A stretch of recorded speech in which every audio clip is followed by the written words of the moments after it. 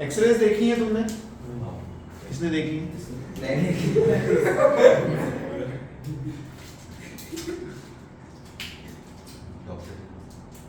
अबे एक्सरे वो फोटो की बात नहीं कर रहे, फोटो होता है। अरे वो इमेज होती है। अबे ये रे देखी है तुमने? नहीं। ये रे तुमने है ना? तो बट एक्सरे कैसे प्रोड्यूस होती है कुछ पता है तुमको इसके बारे में? कभी इस पे दिमाग लगाया? एक्सरे हुआ तो सबका ही होगा। हाँ। कोई ऐसा इसका एक्सरे नहीं हुआ आज तक?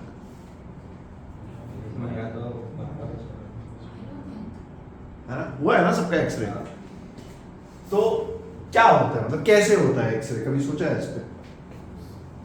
पास होते तो एक्सरे मशीन देखी है? हाँ। कैसे आपको ले जाता है, बोलता है अपनी टी शर्ट उतारो। अबे इन जनरल अगर तुमको चेस्ट वगैरह का एक्सरे लेना है तो आपको बोलता है अपनी टी शर्ट उतारो और फिर ऐसे चिन करके ऐसे खड़े हो जाओ और पीछे से कुछ कुछ करता है तुम्हारी इमेज आके, है ना? यस। अबे मशीन देखी तुमने? कुछ सेटअप देखा है? यस। नीचे कुछ लेड इसमें हाँ नीचे लेड प्लेट रहती है जो ऑब्जर्व। हाँ ये और किस किस ने ऑब्जर्व करी है? क्या बताया? अच्छा ठीक है, नेक्स्ट टाइम जब तुम जाओगे तो वो चीज ऑब्जर्व करना जो ये लड़के ने देखी है। इसमें क्या होगा ना, इसमें एक ट्यूब होती है,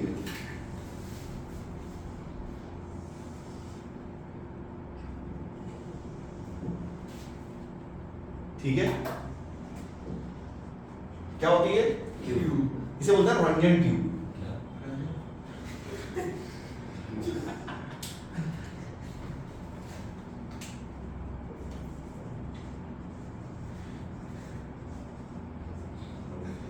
क्या नाम ज्यादा जरूरी नहीं, साइंटिस्ट के नाम के ऊपर है, ठीक है?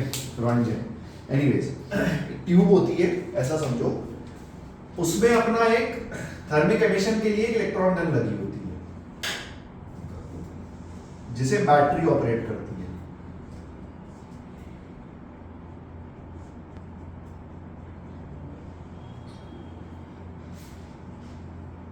कुछ इस टाइप से, ठीक है? कुछ बात समझ में आई?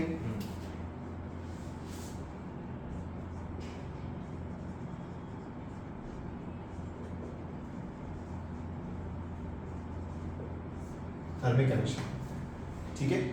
यहां पे मेटल प्लेट्स होती हैं, वो जो चीज ये कह रहा था इसमें ऑब्जर्व करिए, ठीक है? कुछ इस टाइप से,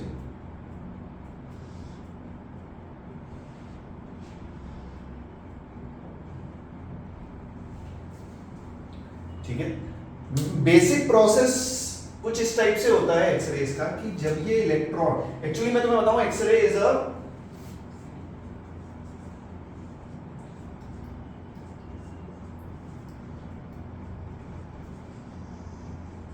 reverse process of photo electric effect.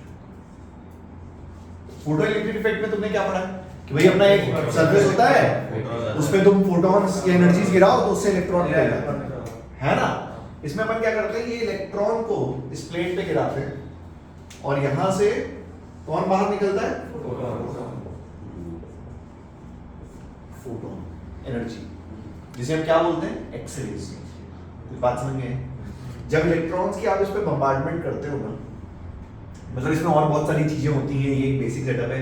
जैसे जब तुम इस इलेक्ट्रॉन्स की इस मेटल प्लेट पे बम्बार्डमेंट करते हो, सो दिन भर एक्सरे हो रहा है, तो कितनी हीट जनरेट होगी दबा के। तो यहाँ पे अपना सेटअप में कूलेंट भी होता है ना? वो सब चीजें हैं। तुम कभी एक्सरे वगैरह नेक्स्ट टाइम अगर निकलवाने जाओ तो ये सब चीजें, जो उसकी मशीन होती है उसके बेसमेंट को थोड़ा क्लियरली ऑब्जर्व करना, तुम्हें ये सब चीजें दिखेंगी, ठीक है? लेकिन शॉर्ट बर्स्ट में होता है ना, शॉर्ट बर्स्ट में कितना हीट प्रोड्यूस होता है? सॉरी बेटा, एकदम शॉर्ट बर्स्ट में होता है ना एक्सरे। जितने इलेक्ट्रॉन्स तुम भेज रहे हो सारे के सारे फोटोन में कन्वर्ट हो जाएंगे क्या? नहीं, अच्छा। तो यहाँ से जब बम्बार्डमेंट होती है, उसके बाद यहाँ से एनर्जी बाहर निकलती है। This energy comes out in the form of photon, जिसे हम क्या बोलते हैं? एक्सरे। ठीक है? कैसे निकलती है एक्सरे की वेवलेंथ क्या होती है, उन सब पे हम बात करेंगे, वो एक अलग चीज है, ठीक है? पर इस टाइप का कुछ सेटअप होता है। अब पहले इस पे थ्योरेटिकल चीजें बातें करते हैं, जो थ्योरेटिकल क्वेश्चंस इसमें आ जाते हैं। कभी कभी ना इस मेटल प्लेट की प्रॉपर्टीज आपसे पूछी जाती हैं। लॉजिकली बताओ, सोचो, आपको जैसे मैं बोलूं कि एक्सरे में जो मेटल प्लेट यूज होती है, मतलब किस मेटल की प्लेट में यहां लगा सकता हूं, क्या प्रॉपर्टीज होनी चाहिए इस मेटल प्लेट की, ऐसी जो दिमाग में आ रहा हो इस मेटल प्लेट की, मतलब अगर मुझे यहां प्लेट लगाना है तो मैं कौन से मेटल की चूज करूं, क्या प्रॉपर्टीज होनी चाहिए? Melting point high heat conductor, high होना चाहिए। और कुछ बात समझ में आई? और सोच हाई हीट कंडक्टर होना चाहिए, है ना? तो इस पे मेटल प्लेट पे जनरली प्रॉपर्टीज पे बात हो जाती है कभी कभी। कुछ बात समझ में आई? एक्सरेज है ना, दो टाइप की होती है, continuous x-rays and characteristic x-rays. उस पे हम बाद में आते हैं, फॉर्मूले पे बाद में आते हैं। पहले हेडिंग डालो, ये डायग्राम बनाओ, उसके बाद थ्योरी लिखना शुरू करो। हेडिंग डालो, डायग्राम बनाओ, थ्योरी लिखना शुरू करो।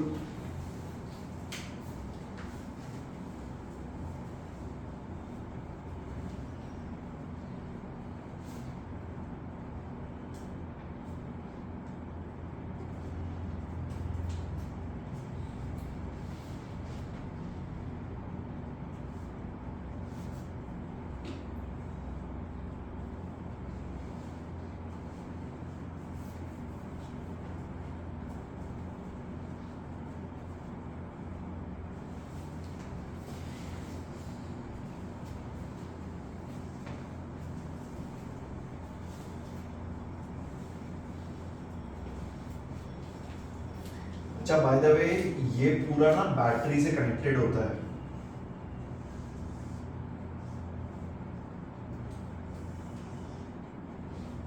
क्यों? इस इलेक्ट्रॉन को एक्सेलरेट कराता है।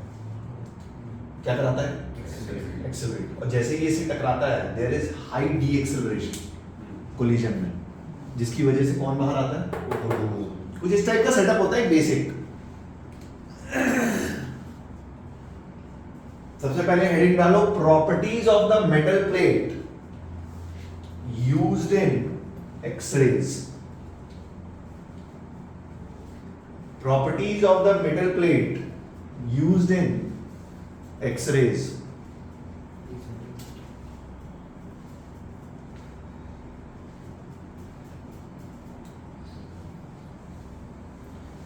Properties of the metal plate used in x-rays. पहला तो लिख लो वो जो लड़के ने बोला था, it should have high melting point,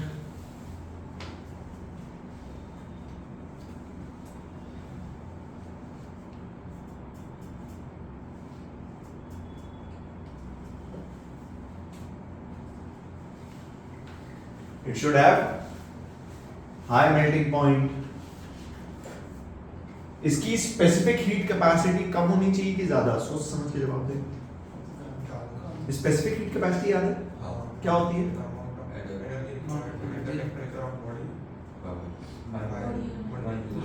The amount of heat energy required to raise the temperature of 1 gram of body by 1 degree Celsius, है ना? इसका स्पेसिफिक हीट कैपेसिटी कम होना चाहिए या ज्यादा? ज्यादा कम क्या?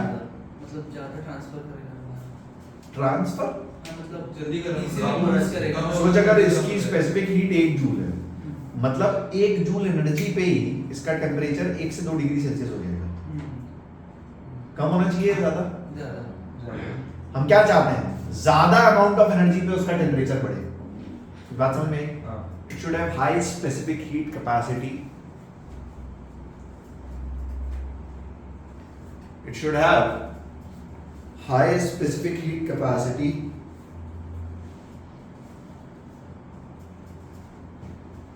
next लिखो, it should have more thermal conductivity,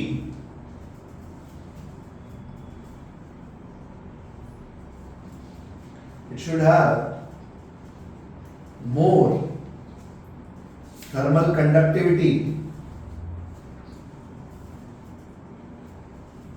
ठीक है? अच्छा, ये जो भी हम प्रॉपर्टीज की बात कर रहे हैं ऑन एन एवरेज, ये उन मेटल्स में मिलेंगी जिनका एटॉमिक नंबर कम हो या जिनका एटॉमिक नंबर ज्यादा हो। जो आइडियल प्रॉपर्टीज हम लिख रहे हैं अभी, ये कहाँ मिलती है? एटॉमिक नंबर ज्यादा या एटॉमिक नंबर कम? देखो, generally these properties are found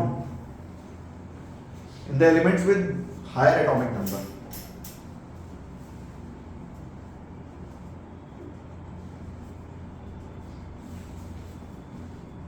Generally these properties are found in elements with higher atomic number. Para change करके लिखो,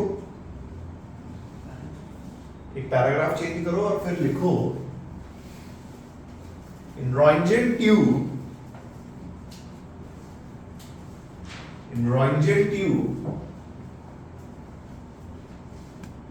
an electron is accelerated. An electron is accelerated after thermic emission via battery. After thermic emission via battery. Full stop. As soon as it strikes the metal plate, as soon as it strikes the metal plate, high amount of deceleration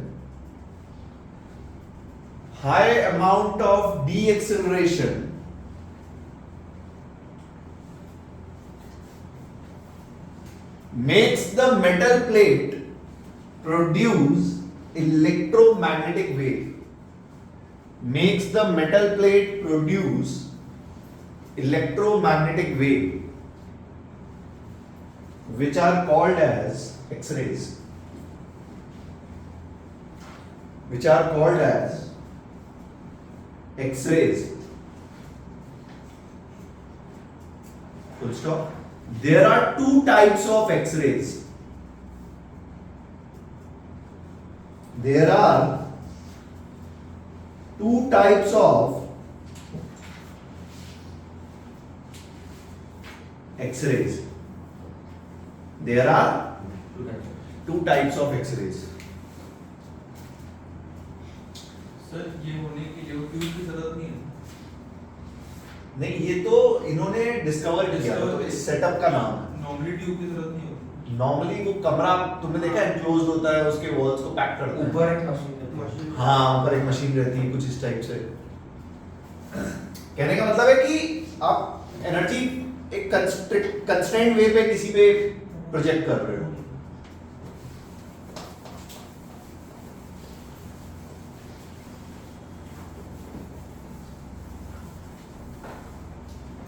तुम लोग ने x ray देखा है कभी? जो machine x ray आपके body पे project करती है ना, वो कुछ इस टाइप की होती है। एक ऐसा क्यूबॉइडल टाइप का एक बॉक्स होता है, सेटअप होता है, नीचे एक बकेट होता है कुछ। तुम देखना, ऑब्जर्व करना नेक्स्ट टाइम जब एक्सरे में जाओगे। वो उसके पीछे बंदा खड़ा हो जाता है और फिर कुछ बटन दबाता है, तो वो जो फेंकता है तुम्हारे ऊपर, कुछ उस टाइप की बातें होती हैं। ठीक है, खैर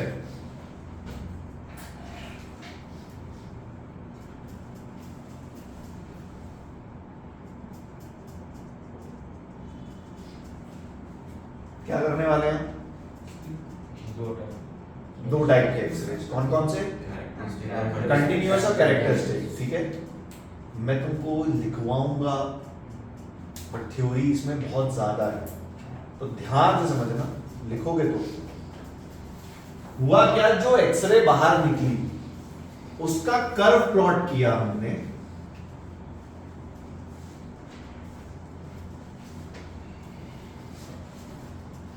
इंटेंसिटी और वेवलेंथ के बीच में। किसके बीच में? बनाया।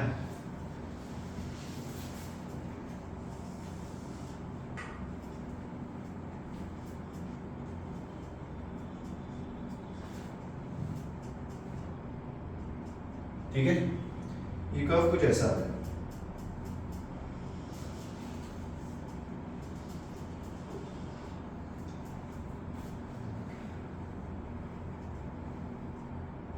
ठीक है, मतलब जैसे जैसे आप वेवलेंथ बढ़ाओगे intensity will Increase and then change, कुल मिला के जैसे जैसे आप वेवलेंथ बढ़ाओगे इंटेंसिटी विल, change.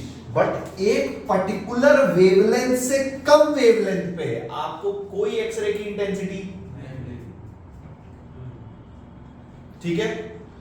सो जिस वेवलेंथ पे इंटेंसिटी जीरो,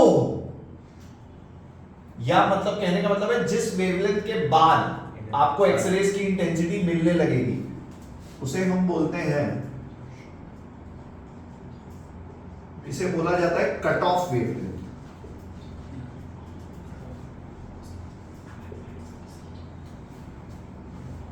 क्या बोलते हैं? अच्छा ऐसा सोच, जो इलेक्ट्रॉन आ रहा है, ऐसा सोच जो इलेक्ट्रॉन आ रहा है उसकी मिनिमम एनर्जी कितनी हो सकती है? ईवी। अरे जो इलेक्ट्रॉन बम्बार्ड करा रहे हो, जो जितने भी इलेक्ट्रॉन्स आप बम्बार्ड कराओगे, what is the minimum energy possible? EV.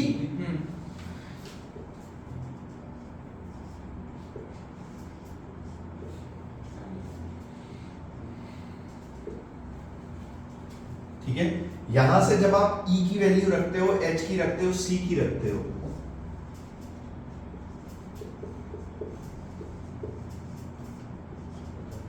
where this is in angstrom and V is in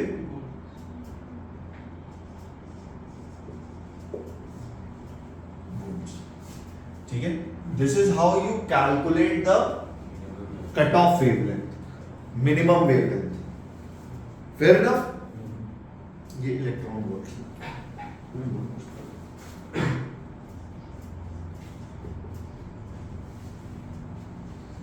ठीक है। इस टाइप की एक्सरे को बोलते हैं कंटिन्यूअस एक्सरेज।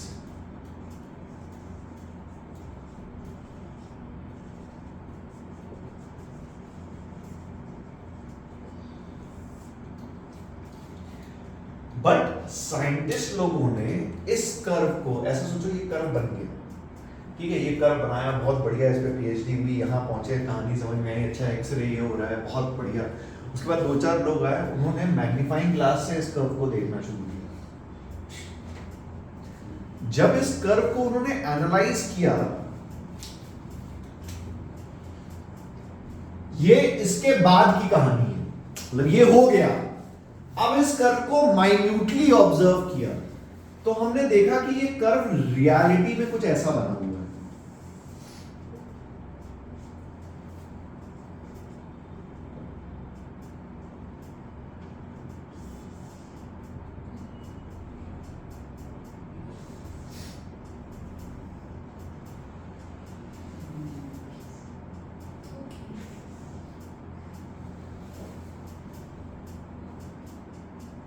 जब बहुत माइन्यूटली ऑब्जर्व किया, बहुत माइन्यूटली, बहुत magnetic. मतलब इसका हमने स्केल बहुत बढ़ा दिया वेवलेंथ का, स्पाइक्स छोटे हैं कंपैरिजन। हाँ, तभी तो दिख नहीं रहे थे। इसका स्केल हमने बहुत बढ़ा दिया और माइन्यूटली इस कर्व को ऑब्जर्व किया तो हमें पता चला कि ये कर्व रियलिटी में ऐसा है। ठीक है, इस टाइप के एक्सरेज को हमने क्या नाम दिया?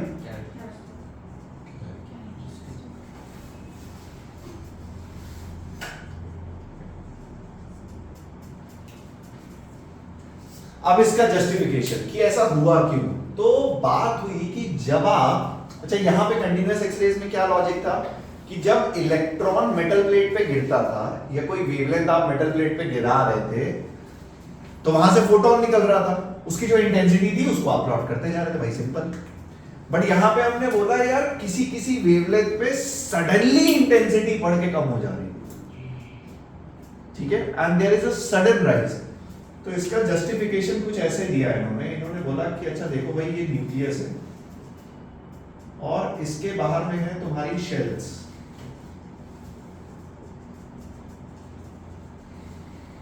ये है K shell, L and so on.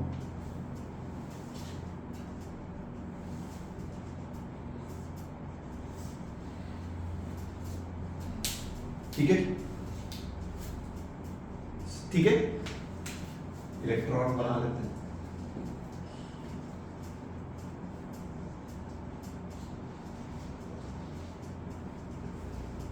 उसका जस्टिफिकेशन दिया गया कि द इनकमिंग फोटोन, कुछ केसेस में जो इनकमिंग फोटोन कह रहा हूं, सॉरी, इनकमिंग इलेक्ट्रॉन, कुछ केसेस में जो इलेक्ट्रॉन आया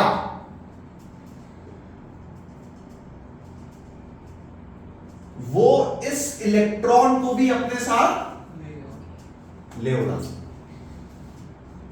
जो इनकमिंग इलेक्ट्रॉन है कुछ केसेस में वो किसी एक शेल से एक इलेक्ट्रॉन को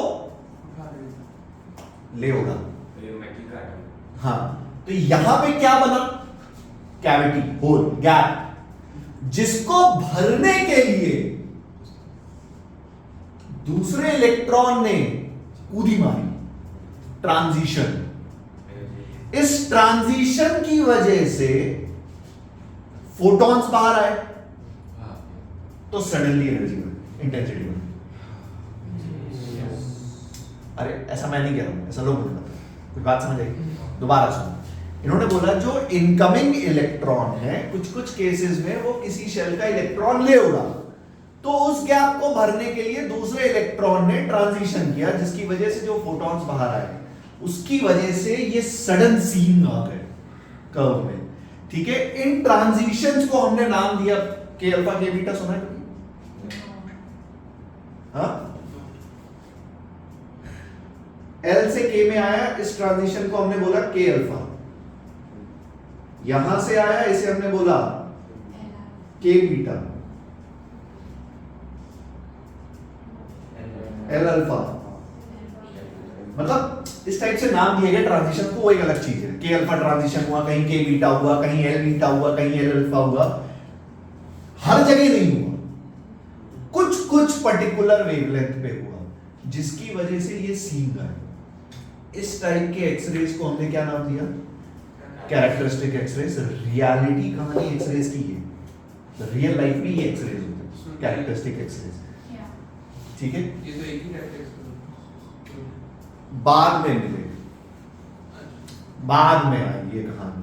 ठीक है, सो ये है continuous x-rays, cut off wavelength, ये है कैरेक्टरिस्टिक्स एक्सरेज। अब इन पे सवाल किस टाइप जाते हैं? अरे सुन लो, लिख लेना, क्यों मरे जा रहे हो? सुनो, इस पे जेई में मैक्सिमम प्रोबेबिलिटी पे, मैक्सिमम क्या मतलब, सवाल आते हैं अच्छे खासे, बट कई बार ना ग्राफ कंपैरिजन के भी क्वेश्चंस बनते हैं। किस टाइप से? तुम देखोगे पीवाईक्यूज में तुम्हें इस टाइप के सवाल मिलेंगे। कर्व बना दिया लैम्डा इंटेंसिटी के लिए,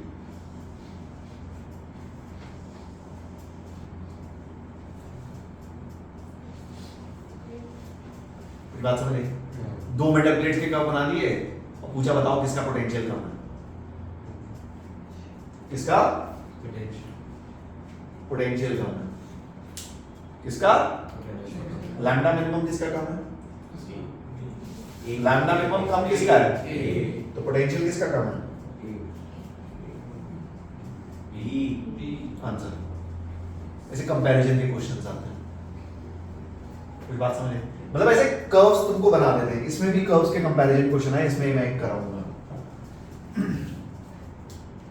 इसको डायग्राम से बना के और इसकी थ्योरी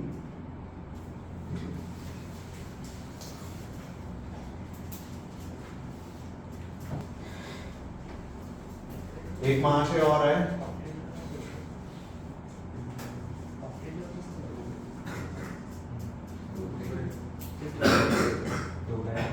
इन्होंने बोला जो फोटोन बाहर आ रहे हैं, कौन बाहर आ रहा है? उसकी फ्रीक्वेंसी लो √f और एटॉमिक नंबर z, इसके बीच में जब कर्व बनाओगे तो it will be a straight line. मैंने नहीं बोला, किसने बोला? मोस्ले ने। ठीक है, देखो हेडिंग डालो मोस्लेज law.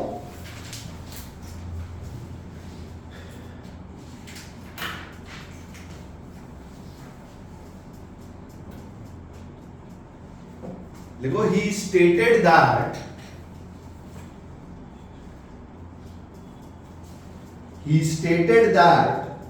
if we draw a graph corresponding if we draw a graph corresponding to frequency of photons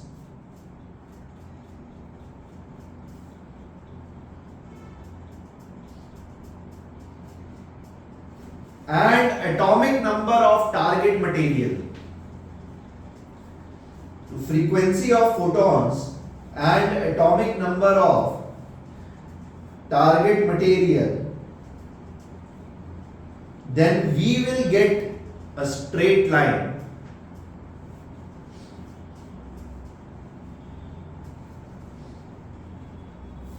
Then we will get a straight line